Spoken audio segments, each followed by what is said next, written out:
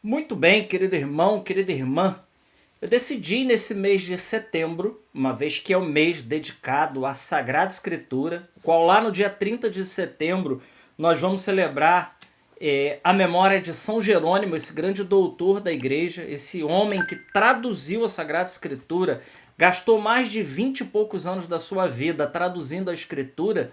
É aquele que disse que desconhecer as Escrituras é desconhecer a Cristo. Então eu gostaria aqui, nesse vídeo, de trazer para você um pouco o que é a história da Sagrada Escritura. Vamos conhecer mais a Bíblia. Como nós precisamos, meu irmão, minha irmã, conhecer a Sagrada Escritura. Porque algumas pessoas pensam que a Bíblia, ela caiu pronta do céu. Não, a Bíblia, ela não caiu pronta do céu. Então vamos ver um pouquinho a história bíblica e conhecer e saber como a Bíblia chegou na nossa mão. Nós poderíamos começar a dizer o seguinte, que a Bíblia, como você está vendo aí, né, a Bíblia foi escrita num intervalo de tempo de aproximadamente 14 séculos, ou seja, 1400 anos, desde o século 13 antes de Cristo até o século 1 depois de Cristo. Então nós vemos que na Sagrada Escritura ela foi escrita num período de tempo longo, 1400 anos. Não caiu pronta, dividida em capítulos, versículos, como nós vemos aí. Não, a Bíblia não chegou à nossa mão dessa maneira. Primeiro nós temos aí, olha, o fato vivido, que foi o fato contado e depois o fato celebrado. E só mais tarde, bem mais tarde, nós temos o fato escrito. Então, primeiro teve o fato vivido, depois esse fato vivido, que foi o fato contado, que foi contado de geração em geração, depois o fato celebrado, e só depois de muito tempo o fato escrito. Eu coloquei uma nota embaixo, olha, a Sagrada Tradição e a Sagrada Escritura constituem um só depósito da Palavra de Deus confiado à Igreja. É uma citação da Constituição Apostólica Dei Verbo do Concílio Vaticano II. Por que eu coloquei isso? Ora, porque se a Bíblia foi escrita num período de 1400 anos, do fato vivido, fato contado e fato celebrado, isso só foi ser escrito depois de muito tempo, então isso aqui joga por terra o sola Escritura. Por quê? Porque quem depois foi colocar o fato por escrito, de fato, foi a tradição. Foi aquilo que tinha sido contado e celebrado. E só depois de muito tempo que aquilo foi sendo escrito. Vamos adiante. Gêneros literários. Então vejam aí.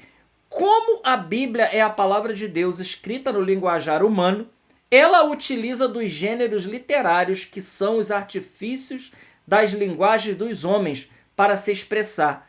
O gênero literário a ser usado depende do assunto a ser transmitido. Eis alguns tipos: leis, genealogias, oráculos proféticos, poemas, poesias, parábolas, epopeias, orações, hino litúrgico, sermões, canto de amor, salmo, relato histórico, Santa Ceia, por exemplo, um relato histórico, crônicas, midrax, cartas, fábulas, apocalipse e etc.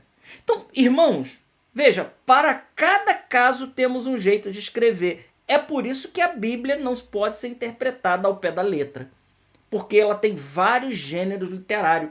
Por exemplo, quando Jesus diz lá no Evangelho de São João, no capítulo 6, versículo 54, aquele que comer da minha carne e beber do meu sangue terá vida em mim, o verbo original lá é trogo. Jesus não está usando um gênero, por exemplo, de parábola. Não. Ele está falando verdadeiramente aquilo que ele está dizendo. O verbo trogo significa comer, dilacerar com os dentes. Então Jesus está falando de comer carne mesmo. Esse é um fato que tem que ser tomado, porque o verbo original... Então, nós precisamos, dentro da Sagrada Escritura, levar em consideração tudo isso aqui. E por isso, não se pode fazer uma leitura fundamentalista da Bíblia. Não se pode tomar ao pé da letra. Vamos adiante. Para fazer uma boa leitura da Bíblia, a igreja nos recomenda ter em mente o que chamamos dos 5 sentidos. Primeiro, a analogia da fé. Então, a primeira coisa aqui, né? Não dá para ler a Bíblia sem fé. Esse é o primeiro requisito e chego a dizer o mais importante. Não dá para ler a Sagrada Escritura sem fé. A Bíblia é um livro das verdades religiosas revelada por Deus. Cada texto está, de certa forma, relacionado com toda a Bíblia e com toda a fé da igreja. Muito importante isso. Depois, o sentido da história. Deus é o Senhor da história dos homens e a sua santa vontade deve ser realizada por meio de vicissitudes humanas. O avançar da história também nos ajuda a compreender a Sagrada Escritura. Depois, o sentido do movimento progressivo da revelação. É importante notar que Deus, na sua paciência, diferente da nossa, foi se revelando lentamente durante 14 séculos e continuou a se revelar durante mais 20 séculos pelos caminhos da sua igreja através da sagrada tradição. Meus irmãos, esse ponto aqui é importantíssimo. Então, Deus lentamente durante 14 séculos ele foi se revelando. E por mais de 20 séculos, nós já estamos aí em 2000 e poucos anos, Deus ele continua os caminhos da revelação através da sua igreja por algo que nós chamamos de sagrada tradição. Número 4, o sentido relativo das palavras. As palavras são relativas, nem sempre são absolutas. Aqui tem um grande problema. Quando se pega as palavras relativas e se absolutiza, coloca essas palavras como se fossem absolutas, isso gera problemas.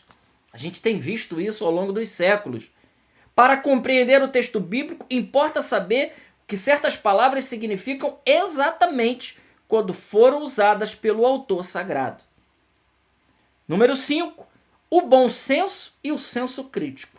O que falta a muitas pessoas, infelizmente, né? A nossa inteligência e equilíbrio diante dos fatos.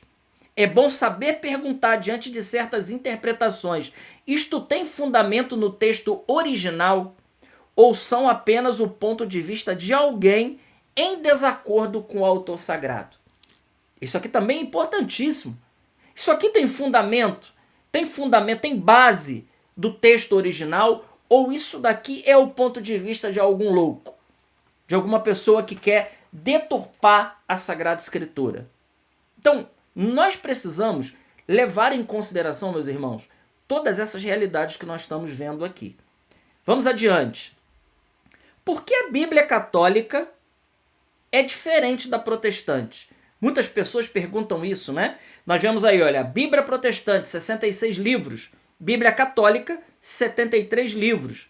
E tá aí os livros que não constam na Bíblia protestante.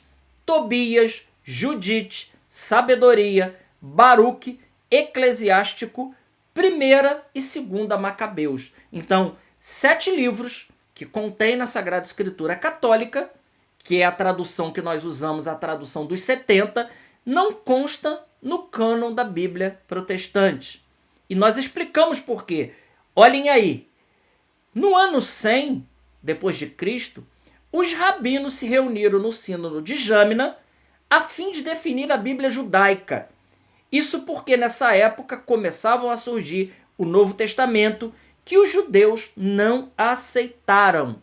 Portanto, isso aqui, meus irmãos. Então, no ano 100, os judeus rabinos, que o rabinismo começou lá no ano 70, eles se reuniram em Jâmina, nessa reunião, nesse sínodo, para definir o cânon da Bíblia judaica. Por quê? Porque os textos do Novo Testamento eles estavam sendo escritos. E vamos lembrar que os escritos do Novo Testamento, como nós vamos ver aqui mais para frente, eles terminam com a morte do apóstolo São João, ali por volta do ano 90 a 100 depois de Cristo. Com a morte do último apóstolo São João, encerra-se o cânon da Sagrada Escritura. Encerra-se a revelação pública da palavra de Deus com a morte de São João. Então, nesse sínodo, os rabinos definiram como critérios para aceitar que um livro fizesse parte da Bíblia o seguinte. Então, olha o critério dos rabinos. Deveria ter sido escrito na Terra Santa. Segundo, escrito somente em hebraico. Isso aqui nós estamos falando do Antigo Testamento, né? O cânon do Antigo Testamento. Escrito antes de Esdras, ou seja, entre 455 a 428 a.C., e sem contradição com a Torá ou lei de Moisés. Nós vemos aqui, queridos irmãos, que esses critérios, eles são basicamente critérios nacionalistas. Nós vamos ver isso. Vamos ver aqui no próximo slide e nós vamos conseguir entender bem aquilo que são os critérios dos judeus rabinos. Bom, vemos e sabemos que são critérios nacionalistas. Em Alexandria, no século 200 a.C., havia uma forte colônia de judeus vivendo em terra estrangeira e falando grego. Os judeus de Alexandria, através de 70 sábios, traduziram os livros sagrados do hebraico para o grego entre os anos de 250 e 100 a.C., antes do Sínodo de Jâmina, que foi em 100 depois de Cristo. Surgiu assim a versão grega dos 70, e essa versão inclui os 7 livros que os judeus de Jâmina rejeitaram. E agora tem um dado aqui importantíssimo. Das 350 citações do Antigo Testamento que há no Novo, 300 são tiradas do livro dos 70, o que mostra o uso da Bíblia completa pelos apóstolos. Isso aqui é importante, porque nós estamos falando de algo que é histórico. Nós não estamos falando de invenção, mas de histórico. Verificamos também que nos livros do Novo Testamento há citações dos livros que os judeus nacionalistas da Palestina rejeitaram. Por exemplo, tá aí, olha, Romanos 1, de 12 a 32, se refere à sabedoria 13, de 1 a 9. Romanos 13, 1, a sabedoria 6, 3. Mateus 27, 43, está citando sabedoria 2, 13. Tiago 1, 19, está fazendo referência a Eclesiástico 5, 11. Mateus 11, 29, está fazendo referência a Eclesiástico 51, 23 a 30. E Hebreus 11, 34, a segunda Macabeus 18. Veja, irmãos, olha quantas citações dos livros do Novo Testamento que estão fazendo referência a esses 7 livros que não compõem na Bíblia protestante, que não fazem parte, inclusive, do cânon da Sagrada Escritura que os judeus de Jâmina rejeitaram. Bom, por aí fica muito claro, né, que nós não estamos errados e que nós estamos seguindo a tradição, bela tradição de 2000 anos da igreja. Bom, vamos conhecer um pouco a Sagrada Escritura, né? Conhecendo os livros da Bíblia do Antigo Testamento.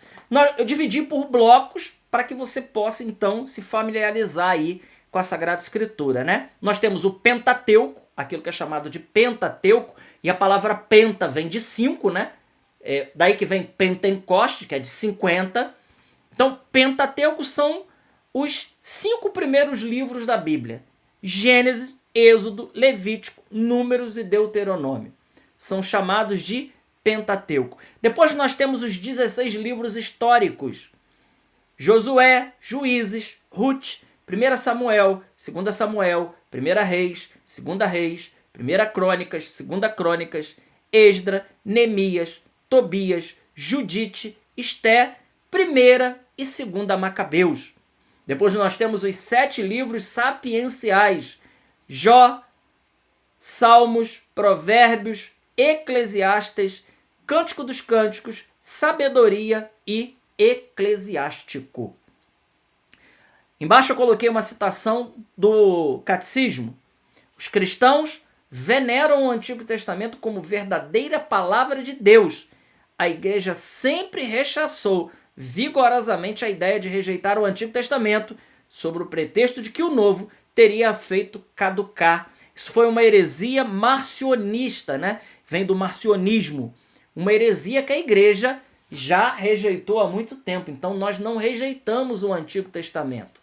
Muito pelo contrário, nós lemos o Antigo Testamento à luz do Novo.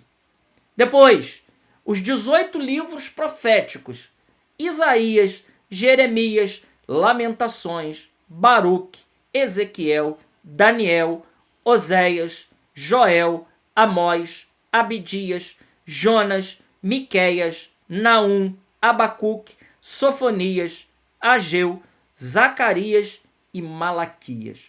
Total de 46 livros, o Antigo Testamento, todo ele foi escrito em hebraico.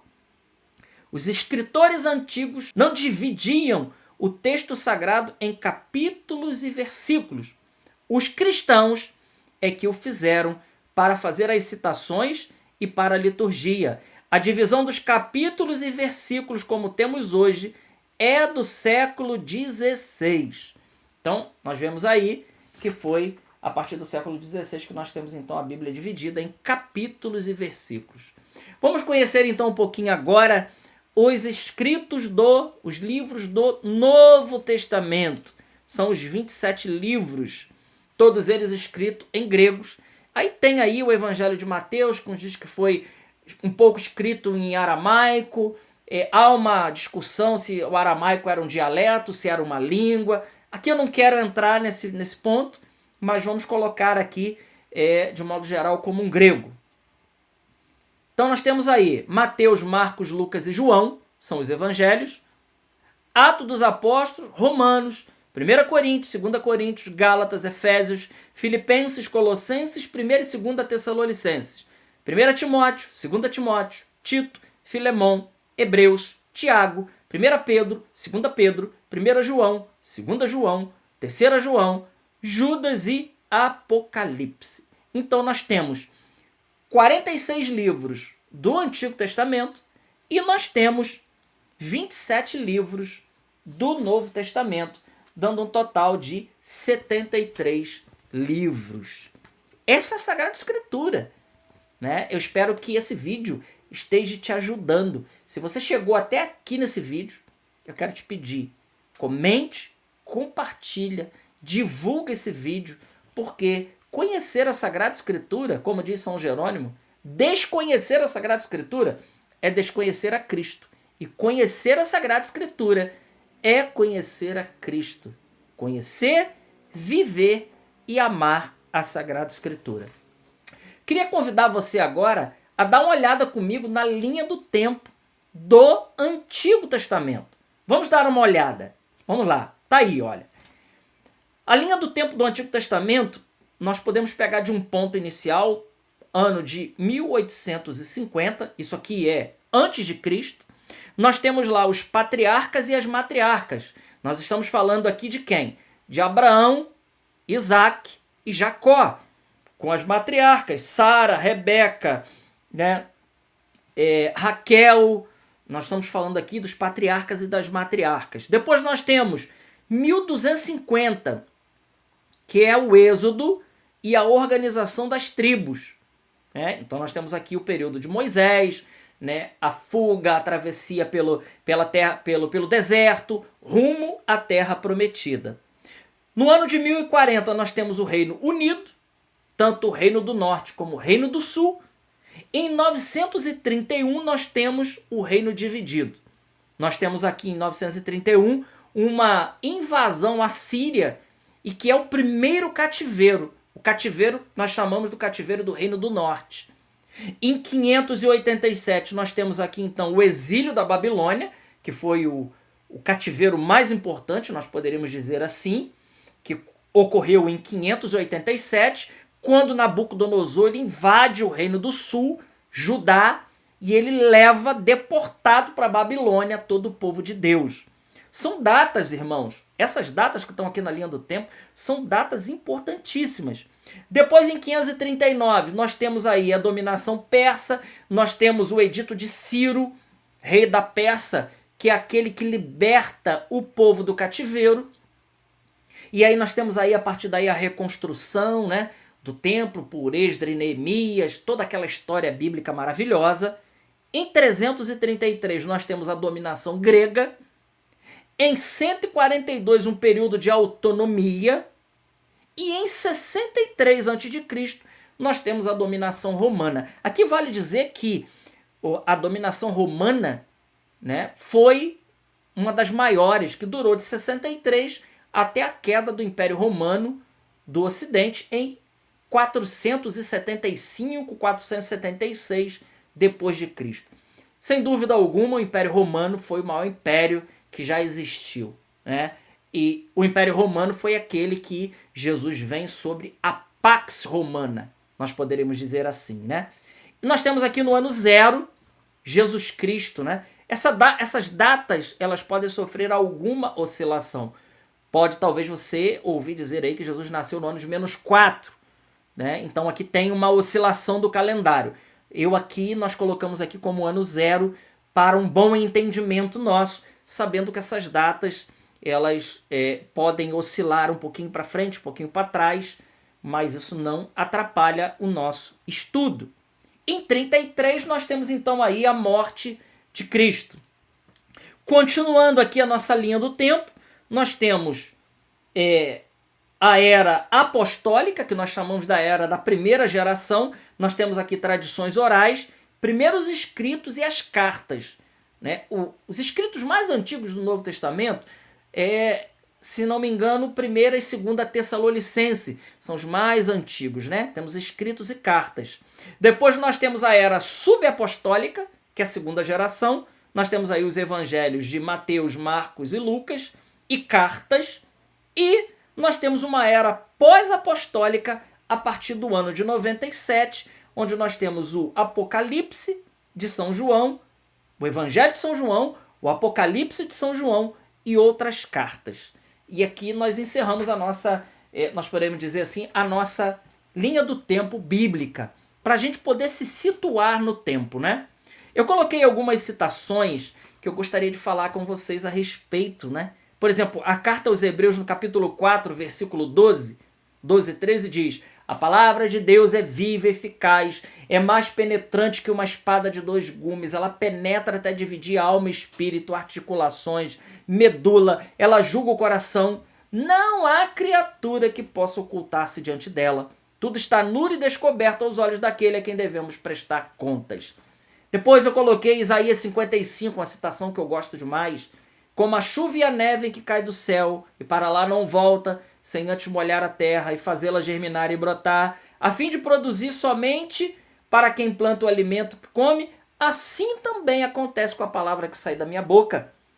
Ela não volta para mim vazia, sem antes produzir o resultado daquilo que eu planejei, sem cumprir com sucesso a sua missão. Eu coloquei também 1 Tessalonicenses, capítulo 2, versículo 13. Agradecemos a Deus sem cessar, porque ao receberdes a palavra de Deus que ouviste de nós, vós a recebeste não como uma palavra humana, mas como ela de fato é. É palavra de Deus que age em vós que acreditais. Citações maravilhosas, né, meus irmãos? Então, assim, eu procurei trazer um pouquinho aqui aquilo que é a Sagrada Escritura, meus amigos. Aquilo que é a Bíblia. Só para que a gente possa situar. É uma pequena dedicação minha à Bíblia nesse mês de setembro. E para que você possa, através desses slides, através desse pequeno estudo que nós fizemos da Palavra de Deus, que você possa então conhecer um pouquinho mais, se apaixonar e fazer uma santa e abençoada leitura da Bíblia. Glória ao Pai, ao Filho e ao Espírito Santo. São Jerônimo, rogai por nós. Deus te abençoe.